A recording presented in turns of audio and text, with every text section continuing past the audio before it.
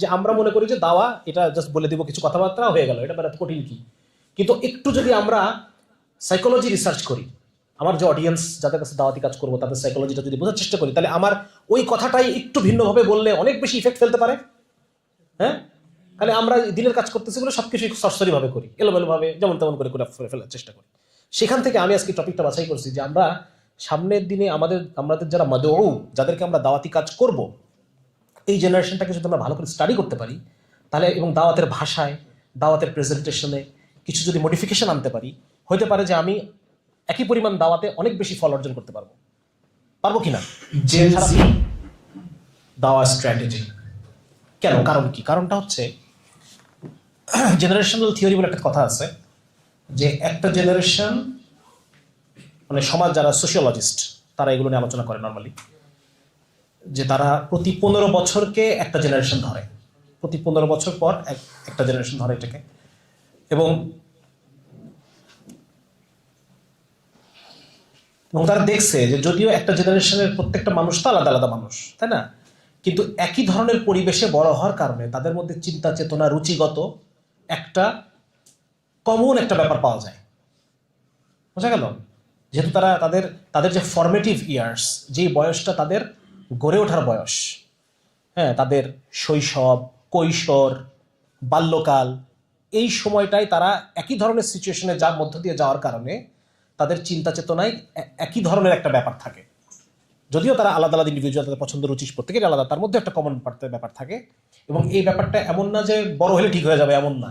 এই ব্যাপারটা through out the life এই ধরনের চয়েসের ব্যাপারে, টেন্ডেন্সির ব্যাপারে, হ্যাঁ, এই মানে বিশেষ প্যাটার্নটা রয়ে যায় সারাটা জীবন।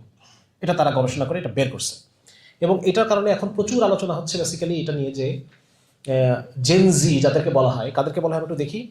এরা হচ্ছে যারা কোনোখানে আছে যে যাদের 96 থেকে 2010-এর মধ্যে জন্ম, আবার কোনোখানে বলতেছে 97 থেকে 2012, মানে এটা একটু ভ্যারি করে আর কি, পার্সেন্ট টু মানে গবেষক টু গবেষক বলতেছে এই সময়ের মধ্যে যাদের জন্ম হয়েছে, বিশেষ করে যাদের জন্ম 2000 সালের আগে, তাদের এখন বয়স কত? 25, হ্যাঁ, এর 25-26। এবং তারা এখন বলতেছে এরা এখন জবে ঢুকতেছে, ওয়ার্ক ফোর্সে ঢুকতেছে। এখন পশ্চিমা দুনিয়ার বিভিন্ন যারা বড় বড় সিইও, কোম্পানির সিইও টিও যারা আছে, এমপ্লয়ার, তারা এখন চিন্তা করতেছে এই যে নতুন ফ্রেশার যারা জবের মধ্যে ঢুকতেছে, এই ফ্রেশারদের মানে কিছু প্রবলেম তারা আইডেন্টিফাই করতে পারছে, কিছু সমস্যা। এবং তখন তারা দেখলো না এরা এই বিশেষ সময়টার মধ্যে এদের জন্ম, এবং জন্ম হওয়ার কারণে তাদের রুচি আগের জেনারেশনের মতো না, যার কারণে তাদেরকে মেনটেন করতে গিয়ে আমাদের কিছুটা প্রবলেম হচ্ছে। বোঝা গেল? এখন তারা গবেষণা শুরু করছে যে আমরা কিভাবে আমাদের এই নতুন এমপ্লয়ি যারা, যেমন আগামী 10টা বছর তো এরাই ওয়ার্কফোর্সে ঢুকবে, যাদের জীবনে বেড়ে ওঠার টাইমটা তারা একটা বিশেষ মুহূর্তের মধ্যে দিয়ে গেছে। 9/11, হ্যাঁ, তারপর বিশ্ব মন্দা, বিভিন্ন কোম্পানিগুলো দেউলিয়া হয়ে যাচ্ছে, হ্যাঁ, তারপর ওয়ার অন টেরর চলতেছে, হ্যাঁ, সব কিছু মিলাই তারা একটা বিশেষ অবস্থার মধ্যে বড় হয়েছে। সুতরাং এদেরকে আমাদের স্টাডি করতে হবে, এবং এদের জব চয়েস কেমন, এদের জব স্ট্যাবিলিটি কেমন, কি করলে পরে এদের জব স্ট্যাবিলিটি বাড়বে, ঠিক আছে, এগুলো তারা স্টাডি করে বের করতেছে, যারা এমপ্লয়ার, যারা বড় বড় কোম্পানিগুলো চালায়। 2 নম্বর হচ্ছে যারা বড় বড় মানে ইন্ডাস্ট্রিয়ালিস্ট যারা বা পুঁজিপতি যারা, তারা চিন্তা করতেছে যে এরা তো এখন ইনকামে ঢুকতেছে, তার মানে পরবর্তী কনজিউমার কারা? পরবর্তী ভোক্তা। এরা এখন ভোক্তা, কারণ এরা এখন ইনকাম করা শিখছে কেবল, তাই না? তাহলে নেক্সট আগামী 20-30 বছর, 40 বছর ধরে মেইন যে আমাদের পণ্য যারা কিনবে তারা কারা? এরা। তাহলে পরে এদের রুচিটা আমাদের স্টাডি করতে হবে। সুতরাং তারা সেভাবে করে তারা মার্কেটে স্টাডি করতেছে, এদের কাছে কি করলে পরে মার্কেটিংটা ভালো করে করা যাবে এটা নিয়ে ব্যাপক স্টাডি করতেছে, ওয়েস্টে প্রচুর পরিমাণে স্টাডি চলতেছে। 3 নম্বর হচ্ছে কারা?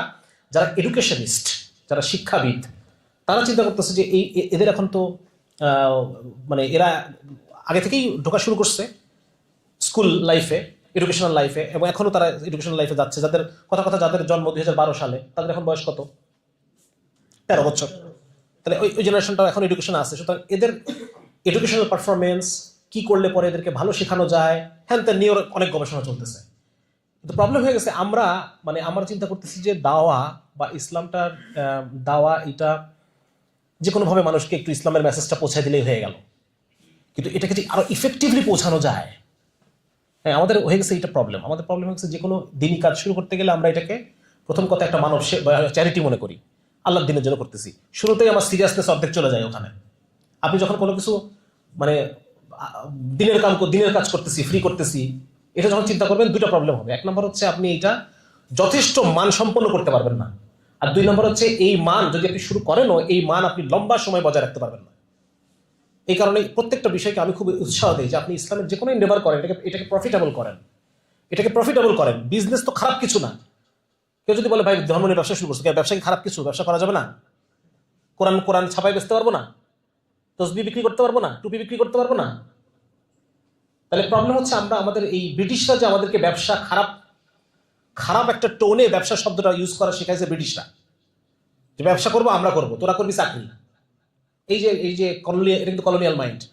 সুতরাং আমাদের বিজনেস মাইন্ড ডেভেলপ করতে হবে, ওদের ওইসব চিন্তা ভাবনা বাদ দিয়ে, ঠিক আছে না? এটা তো যেটা বলতেছিলাম যে আমরা মনে করি যে দাওয়া এটা জাস্ট বলে দিব কিছু কথাবার্তা হয়ে গেল, এটা মানে কঠিন কি। কিন্তু একটু যদি আমরা সাইকোলজি রিসার্চ করি, আমার যে অডিয়েন্স যাদের কাছে দাওয়াতি কাজ করবো তাদের সাইকোলজিটা যদি বোঝার চেষ্টা করি, তাহলে আমার ওই কথাটাই একটু ভিন্নভাবে বললে অনেক বেশি ইফেক্ট ফেলতে পারে। হ্যাঁ, তাহলে আমরা দিনের কাজ করতেছি বলে সবকিছু সরসরি ভাবে করি, এলোমেলো ভাবে যেমন তেমন করে ফেলার চেষ্টা করি।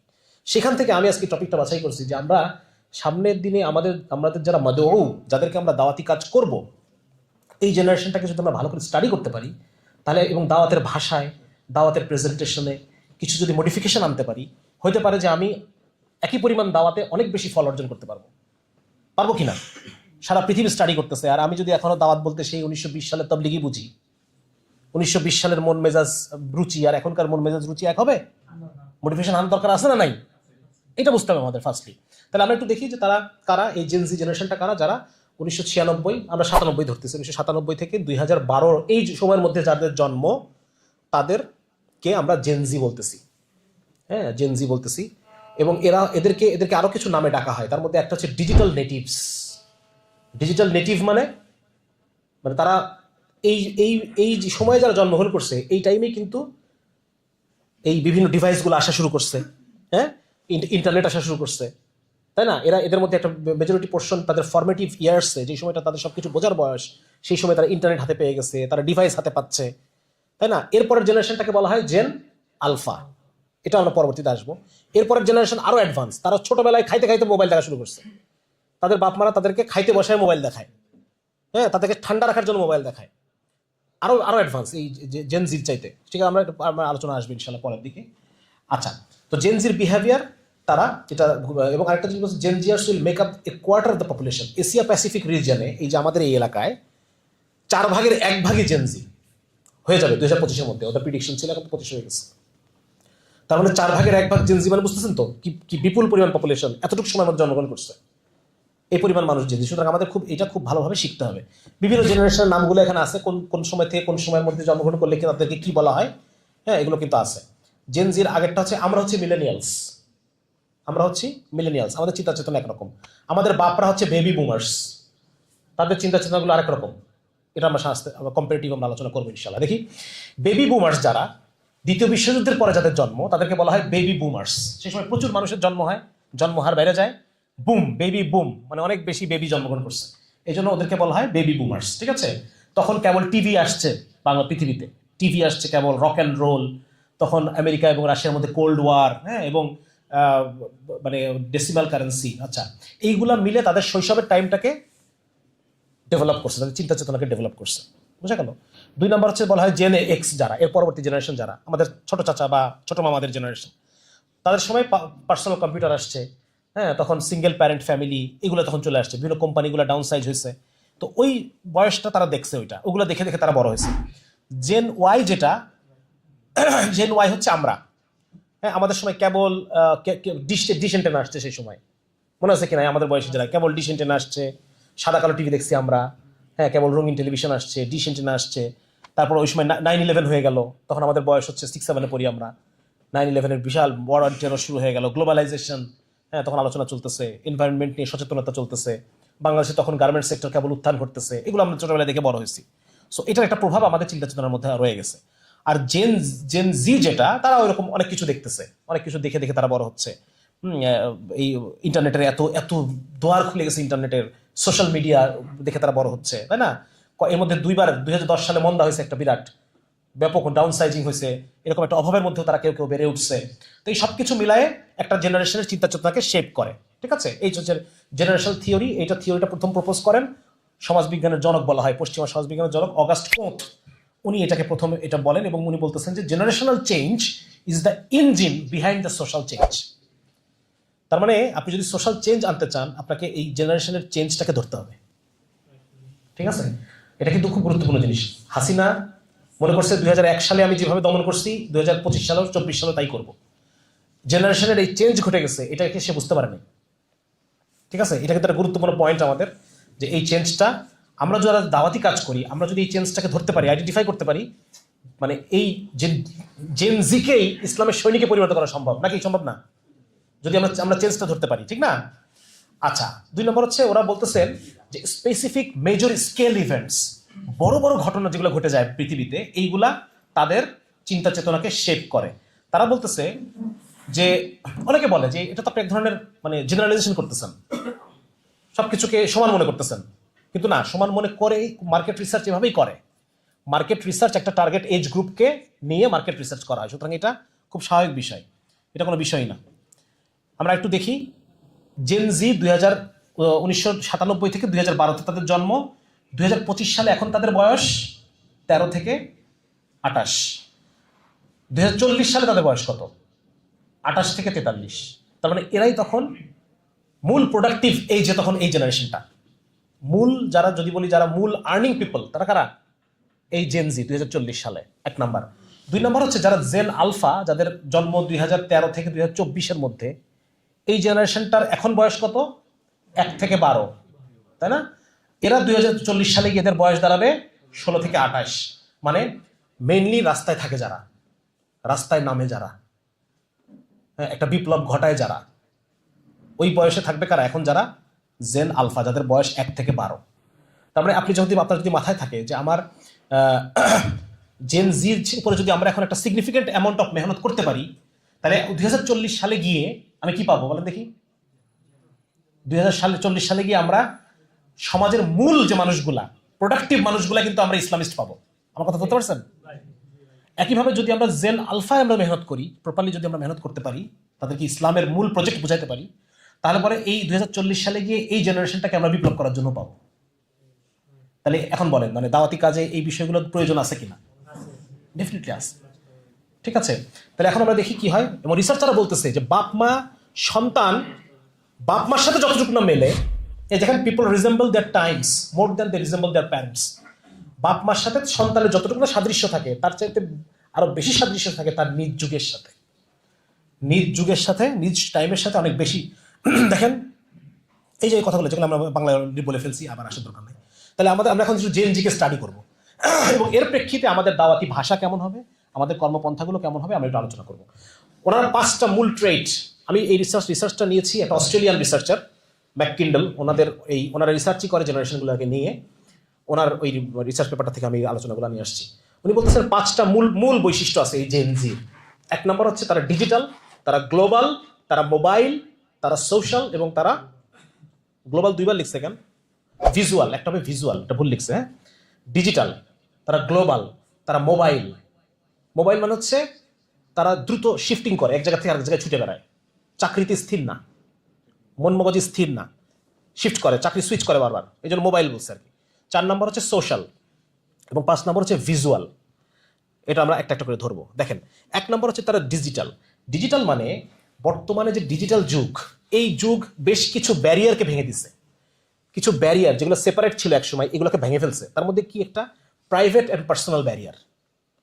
পার্সোনাল টাইম বলে কোনো টাইম নাই। আপনি যদি কর্পোরেট জবে যান, আপনাকে একটা ফোন দিয়ে দিবে, একটা অফিসিয়াল ফোন, যে কোনো সময় আপনাকে রিসিভ করতে হবে ফোন। পার্সোনাল বলে কোনো কাহিনী নাই এখানে। সুতরাং পার্সোনাল প্রাইভেট এই ব্যারিয়ারটাকে ভেঙে দিচ্ছে। 2 নম্বর হচ্ছে আরো কিছু ব্যারিয়ার আছে, work and social, study and environment. এই যে দেখেন, ওয়ার্ক অ্যান্ড সোশ্যাল, এর মধ্যে কোনো ব্যারিয়ার নাই। 2 নম্বর হচ্ছে study and environment, entertainment. Study এবং এন্টারটেইনমেন্টকে মিশাই ফেলছে। হ্যাঁ, মানে এন্টারটেইনমেন্ট দিয়ে স্টাডি করা দিচ্ছে অনেক সময়, ঠিক না? এরকম কিছু বিষয় আছে। তারপর প্রাইভেট অ্যান্ড পাবলিক, এটার মধ্যে কার ব্যারিয়ার উঠে গেছে, কারণ এখন যে কোনো কিছু মানে পাবলিক হয়ে গেছে সবকিছু। মানুষের প্রাইভেট বলে কিছু আছে নাকি? আর সবকিছু পাবলিক হয়ে গেছে। তো এই যে ব্যারিয়ারগুলো ভেঙে দিচ্ছে, তাহলে আমাদের আরেকটা ব্যারিয়ার আছে আমাদের, সেটা হচ্ছে রিলিজিয়াস অ্যান্ড সেকুলার। কিছু বিষয়কে আমরা সেকুলার বানায় রাখছি, কিছু বিষয়কে আমরা রিলিজিয়াস বানায় রাখছি। তাহলে যেহেতু ডিজিটালাইজেশনের কারণে এই ব্যারিয়ারগুলো ভেঙে গেছে, ডিজিটালাইজেশনের মাধ্যমে আমরা এই ব্যারিয়ারটা ভাঙতে পারি কিনা আমাদের চিন্তা করতে হবে। আমরা যদি ইসলামের ফুল প্রজেক্ট মানুষকে বোঝাতে পারি যে কেন আপনার যে রিলিজিয়াস বিলিফ এইটা সবখানে প্রভাব ফেলে, এবং ইসলাম কিভাবে আপনার অন্যান্য সেকুলার সিদ্ধান্তগুলোকে প্রভাবিত করতে পারে, সুন্দরভাবে প্রভাবিত করতে পারে। হ্যাঁ, ইসলাম কিভাবে যদি আপনি সেকুলার আইন ইউজ না করে ইসলামিক আইন ইউজ করেন, তাহলে এটা কিভাবে আপনাকে বেনিফিট পৌঁছাবে। শিক্ষা ব্যবস্থাটাকে সেকুলার না রেখে যদি ইসলামিক করে ফেলতে পারেন আপনি, এটার কি কি বেনিফিট আছে। সমাজে আত্মহত্যার হার কমে যাবে, বাচ্চাদের মধ্যে ডিপ্রেশন কমে যাবে, বাচ্চাদের মধ্যে এই যে কি বলে উগ্রতা, বাপমার সাথে খারাপ ব্যবহার, এগুলো এখন খুব কমন না, এই জিনিসগুলো কমে যাবে। সুতরাং সেকুলার এডুকেশন আপনাকে যে পরিমাণ বেনিফিট দিচ্ছে, তার চেয়ে ইসলাম সেকুলার রিলিজিয়াস এটা ভেদাভেদটাকে ভেঙে ফেললে আপনি আরো বেশি ধর্মের যে শক্তি এটাকে ইউজ করতে পারবেন, ধর্মের শক্তিকে আপনি ব্যবহার করতে পারবেন। এরকম বিভিন্ন আলোচনা এখানে চলতেছে, বর্ডারলেস ওয়ার্ল্ড, হ্যান্তার ইত্যাদি ইত্যাদি। আরেকটা জিনিস হচ্ছে রিলিজিয়াস এবং সেকুলার এই বাইনারিটাকে আমরা তাদের এই টেন্ডেন্সি, তাদের যে ডিজিটাল টেন্ডেন্সি একটা, এটাকে ব্যবহার করে আমরা এটাও ভেঙে ফেলতে পারবো ইনশাল্লাহ। 2 নম্বর হচ্ছে এই জেনারেশনটা এক্সট্রিমলি অনলাইন। আপনি এদেরকে কোনোখানে পাবেন না। কোথায় পাবেন? মোবাইলে পাবেন, এদেরকে আপনি টিকটকে পাবেন, এদেরকে আপনি ইউটিউবে পাবেন, এদেরকে আপনি ফেসবুকে পাবেন। ঠিক আছে? সুতরাং আমি সেদিন বলতেছিলাম ভাইদেরকে যে আমাদের যে অমুসলিমদের উপর আমাদের যে দাওয়াত, এই দাওয়াতটা খুব একদমই অফলাইন, অনলাইনে আমাদের কোনো কার্যক্রম নাই। অথচ মানুষ বেশি সময় থাকে অনলাইনে। সে যে একজন যে মুসলমানকে খ্রিস্টানিটির দাওয়াত সে পাচ্ছে, এর মধ্যে একটা বড় অংশ কাদিয়ানির দাওয়াত পাচ্ছে, এইগুলো একটা বড় অংশ সে অনলাইনে পায়। সুতরাং অনলাইনে আমাদের প্রেজেন্স বাড়াইতে হবে, অনলাইনে আপনার কন্টেন্ট তৈরি করতে হবে। এটা সেদিন একজনকে পরামর্শ দিলাম। কারণ এই জেনারেশনটা সামনে আমরা দেখলাম যে জেনারেশনটা সামনে মেইন স্ট্রিম, জেনারেশনটা সামনে মূল বিপ্লবের বয়স, যে জেনারেশনটা সামনে মূল প্রোডাক্টিভ বয়স, তারা কিন্তু তারা এক্সট্রিমলি ডিজিটাল। সো আমাদেরকে প্রত্যেকটা দাওয়াতের প্রত্যেকটা কন্টেন্টকে ডিজিটালাইজ করতে হবে। আমার কথা বুঝে আসছে ভাই? আপনারা যে কমিউনিটি করেন না কেন, এইগুলার প্রচারণা থাকতে হবে, ব্যাপকভাবে অনলাইনে প্রচারণা করতে হবে আপনাদেরকে, যে আমরা এই কাজগুলো করতেছি, ভালো ভালো কাজগুলো করতেছি। আচ্ছা, অফলাইন কমিউনিটির মতো অনলাইন কমিউনিটিতে আমাদেরকে খুব জোর দিতে হবে। আমাদের সমস্যা হয়ে গেছে, আমাদের দায়ী ভাইরা প্রায় 2-3 ঘন্টা সময় কিন্তু ফেসবুকে কাটায়, কিন্তু তাদেরকে একটা প্রোডাক্টিভ কাজ দিলে পরে তারা করতে পারে না। তাদেরকে যদি বলা হয় যে আপনি একটা ফেসবুক চ্যানেল খুলে আপনি যত ইন্টারন্যাশনাল টুইটারে ভালো ভালো পোস্টগুলা, ন্যারেটিভ বিল্ডিং পোস্টগুলো আপনি বাংলা অনুবাদ করে ছাড়েন, সে করবে না এটা। কিন্তু সে দেখবেন 3টা ঘন্টা ঠিকই সে ফেসবুকে কাটাচ্ছে। এই কারণে আমাদের মধ্যে এই জিনিসগুলো ভাই, টাইম ওয়েস্টেজ কমায়া কিভাবে আমরা আরো এফেক্টিভ কাজ করতে পারি, এগুলো কিন্তু আমাদের চিন্তা করতে হবে এখন। মনে থাকবে?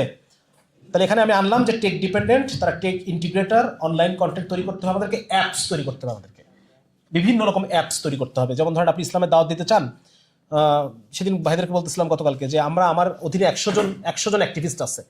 এই 100 জন অ্যাক্টিভিস্টের আমি ফিডব্যাক নিব। এরা সব জেনজি, এদেরকে আপনি যদি শিবির যেরকম করে লিখে নেয়, ফিডব্যাক নেয়, ওইটা আপনি এখন পারবেন না। এখন আপনি অ্যাপে চলে যান, কারণ এদের জন্য অ্যাপ ইউজ করা এদের কেনি আঙ্গুলের ব্যাপার, ওই লেখা এদের জন্য কষ্টের। সুতরাং এই টেন্ডেন্সিগুলো আমাদেরকে আস্তে আস্তে ধরতে হবে। 2 নম্বর হচ্ছে এই জেনারেশনটা খুব গ্লোবাল বলতে এদের রুচিটা গ্লোবাল, কারণ ইন্টারনেট চলে আসছে। আপনি আমেরিকায় যে কোনো গান রিলিজ পাইছে, এটা আপনি বাংলাদেশে বৈশা 1 সপ্তাহের মধ্যে পেয়ে যাবেন বা 1 দিনের মধ্যে পেয়ে যাবেন।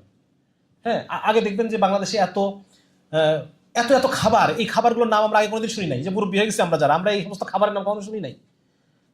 তার মানে তাদের খাবারের রুচি দেখেন কি কি আসতেছে এখানে। তাদের ফ্যাশন, তাদের ফুড, তাদের এন্টারটেইনমেন্টের রুচি, তাদের সোশ্যাল ট্রেন্ড, এগুলো সব গ্লোবাল হয়ে গেছে, সারা পৃথিবীতেই দ্রুত ছড়ায় পড়তেছে। যার কারণে আপনি এই জেনজি, আমেরিকার যে জেনজি আর বাংলাদেশের যে কথার কথা ঢাকা শহরের জেনজির মধ্যে খুব বেশি পার্থক্য পাবেন না। আমার কথা বুঝতে পারছেন? গ্রামের একজন জেনজি তার ব্যাপার আলাদা, কিন্তু ঢাকা শহরের একজন জেনজি এবং আমেরিকার একজন জেনজি রুচিগত মিল অনেক। হ্যাঁ, তাদের ধরেন যে বিভিন্ন দিকে আপনি মিল পাবেন। নাম থেকে শুরু করে নিয়ে নামও চলে আসছে এখন। অনেকেই ওই এদের মতো বিভিন্ন খ্রিস্টানদের মতো বিভিন্ন রকম নাম এখন রাখা শুরু করছে দেখতেছি ইদানিং। তো যার কারণে যেটা বলতে চাচ্ছিলাম যে গ্লোবাল। হ্যাঁ, এখানে আমি একটা জিনিস আনছি, দেখেন বেসিক উসুলে ফিক। এটা কেন আনছি জানেন? কারণ হচ্ছে যেহেতু এই জেনারেশনটা খুবই ডিজিটাল এবং তাদের রুচি খুবই গ্লোবাল। আগে যেরকম আপনি একটা এলাকায় একটা ফিকের মধ্যে তাকে আবদ্ধ রাখতে পারতেন, এখন কিন্তু এটা সে রাখতে পারবেন না তাকে। সো বেটার হচ্ছে তাকে উসুলে ফিকের মৌলিক কথাগুলো বুঝাই। এটা আলেমদের জন্য, এটা সবার জন্য না। উসুলে ফিকের যে মৌলিক কথাগুলো কিভাবে তার্জি দেওয়া হয়, কিভাবে বিভিন্ন ইসের মধ্যে যে, তাহলে পরে এ ঠিক থাকবে, এ বুঝতে পারবে ব্যাপারটা। ঠিক আছে, এটা একটু জানাই রাখলাম আর কি। আচ্ছা, মূল পারপাস, ফিকের পারপাসটা কি এটা তাকে বুঝাই দেওয়া। আচ্ছা, এই দেখেন, influenced by the same movies, একই মুভি আমেরিকার ছেলেও দেখতেছে, বাংলাদেশের ছেলেও দেখতেছে, এবং তাদের রুচি একই। নায়ক একটা পোশাক পরছে, ওই পোশাকটা আমেরিকার ছেলেটাও দেখতেছে, বাংলাদেশের ছেলেটাও দেখতেছে, এবং সে ওইভাবে তার রুচিটা ডেভেলপ করতেছে। হ্যাঁ, ফ্যাশন, ফুড, ভোকাবুলারি, ইংরেজি যে একটা সিনেমার মধ্যে যে গালগুলা দিল, এই গালগুলা কিন্তু এখন আমাদের ছেলেরা দিচ্ছে কিন্তু, ঠিক আছে না? এই ব্রো, হোয়াটসঅ্যাপ, এই ব্রো ট্রো, এগুলো তো ওখান থেকে চলে আসছে, ইনস্ট্যান্ট শব্দগুলো চলে আসছে। আচ্ছা, তাহলে আমরা একটা জিনিস বুঝলাম যে তারা গ্লোবাল, এবং গ্লোবাল হওয়ার কারণে তাদের মধ্যে ডিজিটাল ডিস্ট্রাক্ট, এটা আমরা আলোচনা করবো, তাদের মেন্টাল কি কি প্রবলেম আছে, এগুলোর মানসিক সমস্যা তৈরি করে কিছু, এগুলো আমরা পরে আলোচনা করবো। তবে তারা যেহেতু গ্লোবাল, অতএব তারা কোলাবোরেটিভ লার্নার, মানে তারা শিখতে চায়, এবং তারা মানে কি বলে এটাকে, বিভিন্ন জায়গায় ইনফরমেশন তারা শেখে, তারা নেয়, ঠিক আছে, 1 number. 2 number, they enjoy team work. তারা এই জেনজি, তারা এক জায়গায় বসে লেকচার দেওয়াবেন, এর চাইতে বেটার এরা শিখবে যদি তাদেরকে কাজে লাগাই দেন, কাজ করতে করতে শিখবে, বুঝছেন, টিম ওয়ার্কের মাধ্যমে শিখবে। 3 নাম্বার হচ্ছে দে ব্রিং ফ্রেশ আইডিয়াজ। তাদেরকে এতদিন ধরে আপনারা যা গেলাইছেন, এটার এগেনস্টে সে ফ্রেশ কিছু চিন্তা চেতনা নিয়ে আসবে। তাহলে দেখেন, এগুলো কিন্তু আমরা কাজে লাগাতে পারবো, এই টেন্ডেন্সিগুলো আপনি কাজে লাগাতে পারবেন। সে প্রচলিত, তাকে যেটা ভরে দিছে এর বাইরে সে চিন্তা করতে পারে, করতে চায়, সে ফ্রি হইতে চায়, তার চিন্তাকে ফ্রি করতে চায়। এই জায়গাগুলোতে কারিকুলামে একদিন ধরে তাদেরকে যে সমস্ত আবর্জনা শেখাইছে, আমরা তার বিপরীতে যদি তাকে দলিল ভিত্তিক কথাবার্তাগুলো পৌঁছে দিতে পারি, সে কিন্তু এটাকে কোলাবোরেটিভ লার্নিং এর মাধ্যমে সেটাকে শিখবে, সেটাকে গ্র্যাব করবে, সেটা ফ্রেশ আইডিয়া, এবং সে inspired from around the world. এবং এটা খুব গুরুত্বপূর্ণ, দেখেন, they are more emotionally and culturally intelligent workforce. Emotionally and culturally তারা তারা মানে বুদ্ধিমান। এর মানে হচ্ছে যে ইমোশনাল ইন্টেলিজেন্সটা হলো, এটা বুঝতে গেলে তো আবার অনেক বড় আলাপ হয়ে যাবে। মানে মোট কথা হচ্ছে যে আপনি যদি এটা আমরা সামনে আরো বুঝবেন যে তারা ইমোশনালি অনেক বেশি, কোনো একটা কিছুকে ইমোশনালি গ্রহণ করে, অনেক কিছুকে, হ্যাঁ, আবেগ ইমোশনালি তারা গ্রহণ করে। অনেকে বলে যে এটা বয়সের কারণে, কিন্তু না, এই জেনারেশনটা যাদের বয়স 28 হয়ে গেছে তাদের একই অবস্থা আছে এখনো, ইমোশনটাকে তারা অনেক বেশি প্রাধান্য দেয়। এবং কালচারালিটা আমি সামনে একটু ক্লিয়ার করতেছি, কালচারালি ইন্টেলিজেন্ট। হ্যাঁ, সো ইসলামটাকে যদি আমি শুধুমাত্র আখেরাতের বিষয় না বানাই, যদি তাকে আমি দুনিয়ার, ইসলাম একটা কালচার, হ্যাঁ, এবং ইসলামিক কালচারের বেসিস এগুলা, এটা যৌক্তিক, এটা সবচেয়ে সুন্দর, এরকম যদি কিছু বিষয় বুঝায় তাকে ইমোশনালি টাচ করতে পারি, ইসলাম গরিবের অধিকার দেয়, ইসলাম নারীকে অধিকার দিবে, ইসলাম পরিবেশকে বাঁচাবে, হ্যাঁ, এই সমস্ত জায়গাগুলোতে যদি তাকে ইমোশনালি আমি টাচ করতে পারি, তাহলে পরে তাকে খুব সহজে কনভিন্স করা সম্ভব হবে, এবং সেটাকে দ্রুত ক্যাচ করতে পারবে, because of say emotionally and culturally intelligent. তারপর হচ্ছে, এখানে আমি একটা জিনিস নিয়ে আসছি, দেখেন, জেনজির ফ্যাশন ট্রেন্ড, এখান থেকে একটা ইম্পর্টেন্ট শিক্ষা আছে আমাদের। জেনজি এখন ফ্যাশনের দিকে, তারা এখন সেই পুরাতন আমলের ফ্যাশনের দিকে চলে যাচ্ছে, এটা তাদের কাছে পছন্দ হচ্ছে, কারণ তারা দেখছে যে বর্তমান যে যে যে ফ্যাশন, হ্যাঁ, এইটার চেয়ে তারা পুরাতন যে ফ্যাশনগুলা, সেখানে তারা বেশি, কি বলা যায় এটাকে, স্বাচ্ছন্দ্য বোধ করতেছে, রাইট? তারা ট্রেডিশন। এখানে কিন্তু আমরা আমাদের মানে ইসলামের যে ব্যবস্থা, এই ব্যবস্থা যে কতটা বর্তমান যুগের সাথে সামঞ্জস্যপূর্ণ এবং প্রয়োজন, আমি যদি তাকে বোঝাতে পারি, হি উইল টেক ইট। 3 নম্বর হচ্ছে, তারা ওই সমস্ত ব্র্যান্ডের পোশাক তারা পরতেছে, যেই সব ব্র্যান্ডের একটা পারপাস আছে। যেমন ধরেন, কোনো ব্র্যান্ড যদি বলে যে আমার এই ব্র্যান্ড থেকে প্রতি মাসে এত টাকা ফিলিস্তিন ডোনেশন যাবে, ওরা ওই ব্র্যান্ডের পোশাক পরা শুরু করে। পারপাস, একটা বৃহৎ উদ্দেশ্য, একটা কল্যাণকর উদ্দেশ্য যদি আপনি তাদের সামনে দেখাতে পারেন, তাহলে সে আপনার আইডিওলজিকে দ্রুত নিয়ে নিবে। তাহলে ইসলামের, আমি দেখবো সামনে এইখানে শাহ ওয়ালিউল্লাহ আসবে, এখানে শাহ ওয়ালিউল্লাহর যে কথাবার্তাগুলো, সেটা আমরা যদি জেনজিকে শাহ ওয়ালিউল্লাহর ভাষায় দাওয়াত দিতে পারি, মানে ওরা দলে দলে ইসলামের দিকে দাখিল হবে ইনশাআল্লাহ। হ্যাঁ, কারণ সামনে আমরা আলোচনা করবো। তার মানে তারা একটা সবকিছুর মধ্যে কি খুঁজে, একটা হায়ার পারপাস খুঁজে। এই যে ও সুন্দর একটা উদাহরণ দিছে কিন্তু, মোজো। হ্যাঁ, মোজো বলছে যে 1 টাকা দিব খালি, নাকি কি পরিমাণ বিক্রি বেড়ে গেছে ওদের, এটা একটা গুরুত্বপূর্ণ, ভাই চমৎকার, ধন্যবাদ আপনাকে। আচ্ছা, তারপর দেখেন কি বলতেছে, 40% জেনজিয়ার্স তারা ইজিলি ইনফ্লুয়েন্সড, অনলাইন ইনফ্লুয়েন্সড হয়। সুতরাং এখানে আমরা ওই যে আগে অনলাইন কন্টেন্ট, যেহেতু ডিজিটাল, আমরা যদি ডিজিটালি তাদেরকে অ্যাপ্রোচ করতে পারি, ইট উইল বি বেটার। 3 নম্বর হচ্ছে, এরা সোশ্যাল মানে হচ্ছে এবং এরা জবে গিয়েও একই কাজ করে। এটা সামনে আমরা ইয়ে হবে যে তারা এক নম্বর হচ্ছে তারা একটা কমিউনিটির মধ্যে থাকতে পছন্দ করে। আগেকার দিনে যেই ব্যক্তি স্বাধীনতা পশ্চিম এতদিন পর্যন্ত খাওয়াইছে, পশ্চিম এতদিন পর্যন্ত কি খাওয়াইছে বলেন তো? ব্যক্তি স্বাধীনতা খাওয়াইছে না? হ্যাঁ, একাকী বানায় ফেলছিল, একাকী, প্রত্যেকে একাকী, যার যার জীবন তার তার, হিজ হিজ হুজ হুজ। কিন্তু এখন তারা এটার থেকে বেরোয় আসতেছে, এই জেনজি বেরোয় এসে তারা একটা কমিউনিটির মধ্যে তারা বেশি স্বাচ্ছন্দ্য বোধ করতেছে, কমিউনিটি চাচ্ছে। জবে চাকরির ক্ষেত্রে গিয়েও তারা যতটুকু না স্যালারি চায় তার চেয়ে বেশি ওয়ার্কিং এনভায়রনমেন্টটা ভালো চায়, কমিউনিটিটা ভালো চায়। এটা সামনে ওরা রিসার্চ করে বের করছে, আমার মুখে বানানো কথা না। তার মানে বোঝা গেল যে তারা কমিউনিটি চাচ্ছে, ঠিক আছে। এবং তারা এই যে দেখেন ইনফ্লুয়েন্সড বাই নেটওয়ার্ক। তার মানে আপনি যদি একটা দাওয়া কমিউনিটি ডেভেলপ করেন এবং এগুলোর মধ্যে যদি জেনজি এসে একবার তাকে আপনি স্বাচ্ছন্দ্য ফিল করাতে পারেন, তাহলে আপনার এই পুরা টিম দ্বারা সে ইনফ্লুয়েন্সড হবে, সহজে ইনফ্লুয়েন্সড হয়। মুরব্বীরা তো ইনফ্লুয়েন্স হতে চায় না, যারা একটা বয়স আমরা যাদের পার হয়ে গেছি, আমাদের কিন্তু কনভিন্স করা কঠিন, জেনজিকে কনভিন্স করা সহজ। আপনি তাকে পাশাপাশি বসায় যতই বয়ান দেন এটা দিয়ে হবে না, তাকে আপনি একটা কমিউনিটির মধ্যে নিয়ে আসেন। এই জন্য আমরা খুব বেশি করে বলি যে আপনারা ফজর ক্যাম্পেইনে নামেন। ফজর ক্যাম্পেইন করলে কি হবে? ফজর ক্যাম্পেইন মানে আপনারা আমাদের টিমের ছেলেপেলে হাই হই হই করে ফজর পড়বে, পরে ফুটবল খেলতে নেমে যাবে। কিছু ছেলেপেলে আসবে ফজর পড়ে না কিন্তু ফুটবল খেলতে আসছে, এই যে আপনার কমিউনিটির মধ্যে চলে আসছে। কিন্তু এখন দেখবেন আস্তে আস্তে আপনাদের প্রভাবে মানে এরা প্রভাব নেয়, সবচেয়ে বড় কথা হচ্ছে এটা। সুতরাং আপনি যদি একটা নেটওয়ার্কের মধ্যে থেকে আনেন এবং তারা প্রভাব নেবে। 2 নম্বর হচ্ছে তারা part of a large something, larger network, এটাকে বুঝতে সে মানে পছন্দ করে।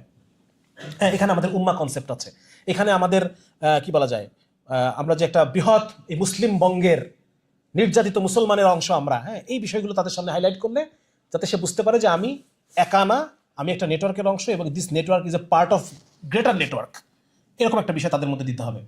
3 নম্বর হচ্ছে তারা পারপাস খুঁজে, তো আমরা আগে আলোচনা করলাম, লজিক্যাল অ্যান্ড বেনেভোলেন্ট। কোনো লজিক্যাল এবং কল্যাণকর পারপাস তাদের সামনে যদি আমি দিতে পারি, সে এটাকে গ্র্যাব করবে, এটাকে সে গ্রহণ করবে।